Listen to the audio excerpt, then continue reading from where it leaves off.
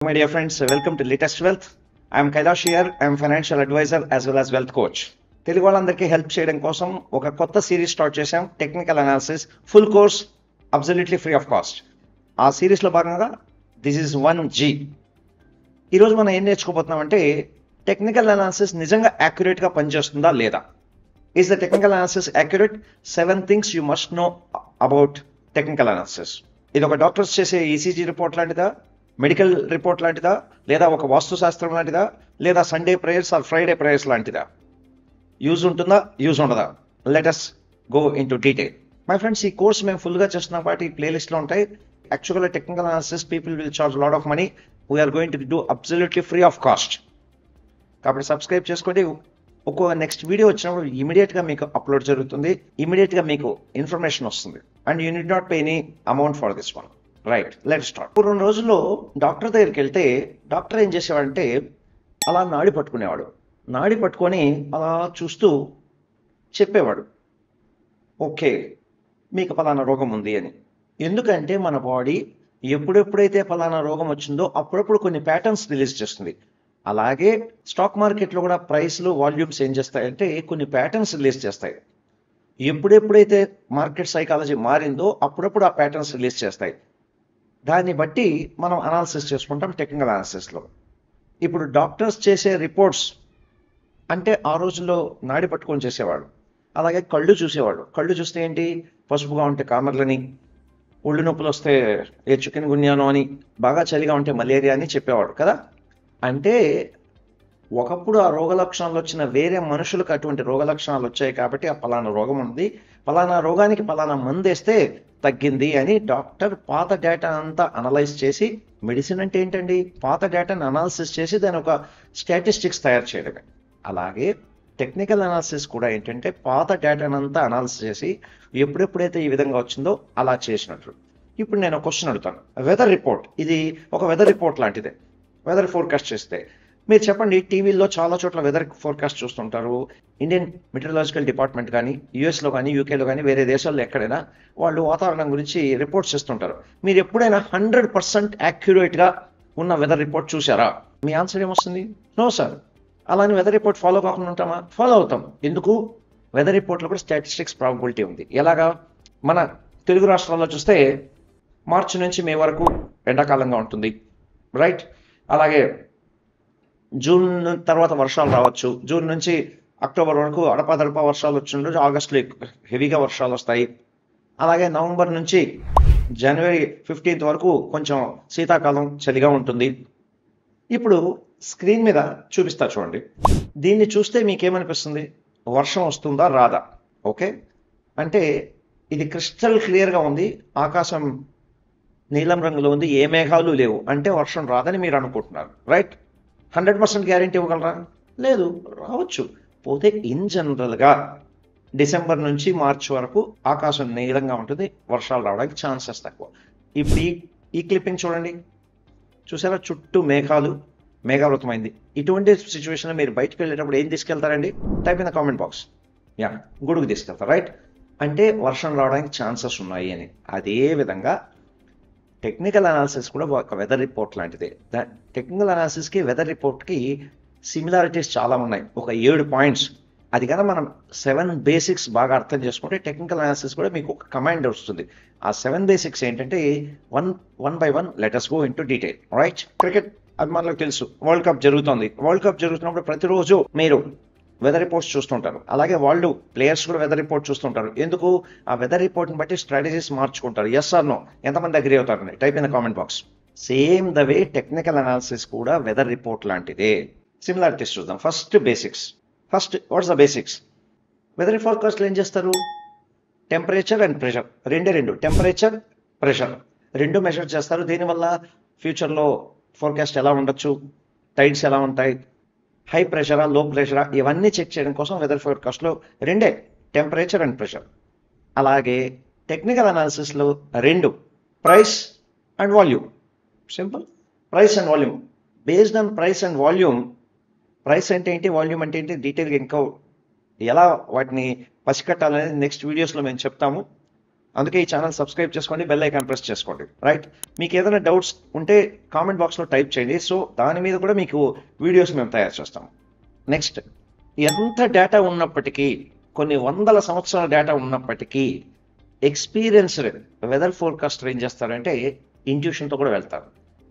Experience and intuition will work out. Same the way in the technical అనాలిసిస్లో కూడా ఎంత data ఉన్నప్పటికీ, ఎన్ని టెక్నికల్స్, ఎన్ని స్కిల్స్, ఎంత టెక్నాలజీ నేర్చుకున్నా some times intuition will work.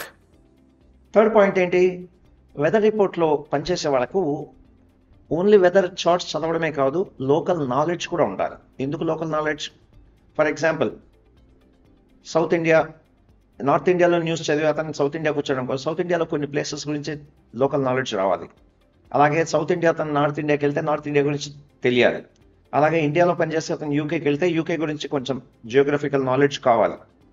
US వాడు కొరియాకి వస్తే కొరియా గురించి నాలెడ్జ్ కావాలి. ఎందుకంటే ఆ local words, local technology, local దాన్ని బట్టి ఇంకొంచెం బాగా వీళ్ళు అనలైజ్ చేయగలుగుతాం. అలాగే మన టెక్నికల్ అనాలిసిస్ ఒకటే అయినా కూడా మ్యూచువల్ ఫండ్స్కు సపరేట్గా ఉంటుంది, స్టాక్స్కి సపరేట్గా చేయాల్సి వస్తుంది.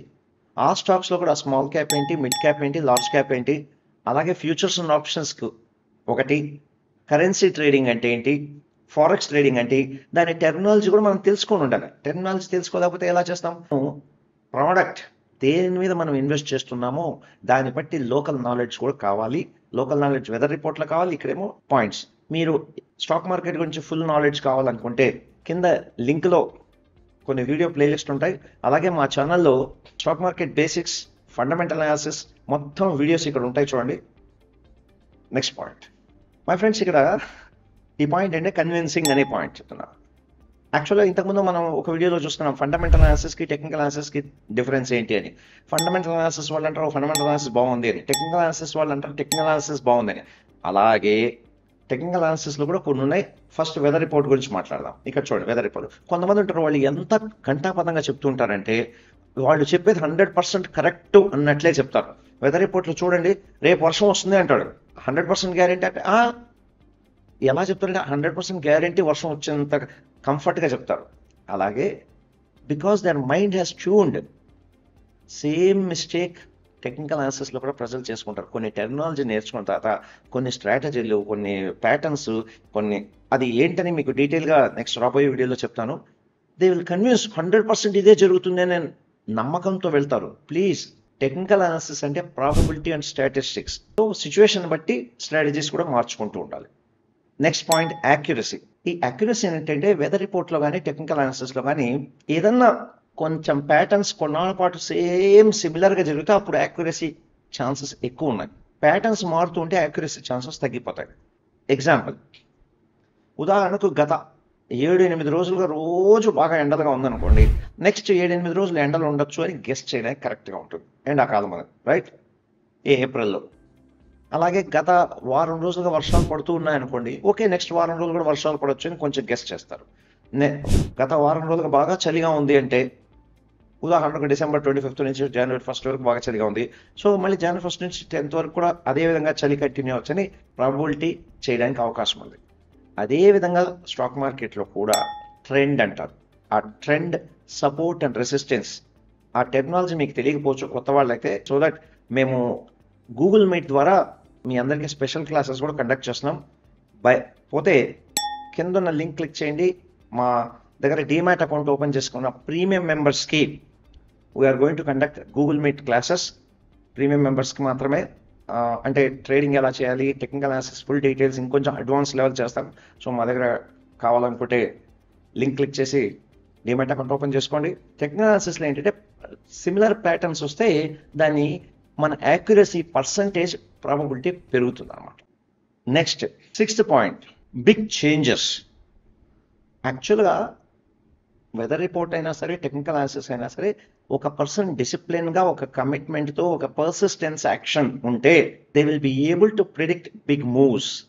పెద్ద పెద్ద చేంజెస్ జరుగుతాయని, జరగచ్చు అని చెప్పి మనము యాక్యురసీ పర్సంటేజ్ పెరుగుతుందండి. మళ్ళీ చెప్తున్నా, 100% కాదు. ఆ ప్రాబబిలిటీ అనేది 10% అంటే రిస్క్ ఎక్కువ, 10% ప్రాబబిలిటీ, 90% ఛాన్స్ అంటే రిస్క్ ఎక్కువ. అదే మీకు 70 to 80% ప్రాబబిలిటీ అనుకోండి, అప్పుడు ట్రేడ్స్ మనం చేయడానికి యూస్ఫుల్గా ఉంటుంది. కాబట్టి ఇట్ కమ్స్ విత్ ఎక్స్పీరియన్స్. దీంట్లో మళ్ళీ చెప్తున్నాను, స్టాక్ మార్కెట్లో 4 E's are very important: education, experience, excess cash and emotional balance. ఈ 4 E's, ఈ 4 మీరు కన్విన్స్ చేస్తే you can create wonders. Next 7th point ఏంటని చూద్దాం. Mid size view. What is mid size view?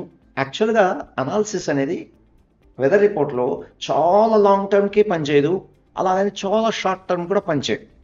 ఎలా అంటే వెదర్ రిపోర్ట్ అడిగారు అనుకోండి, నెక్స్ట్ 2-3 డేస్ ఎలా ఉంటుందంటే చెప్పగలుగుతారు, నెక్స్ట్ 10-15 డేస్ ఎలా ఉంటుందంటే చెప్పగలుగుతారు.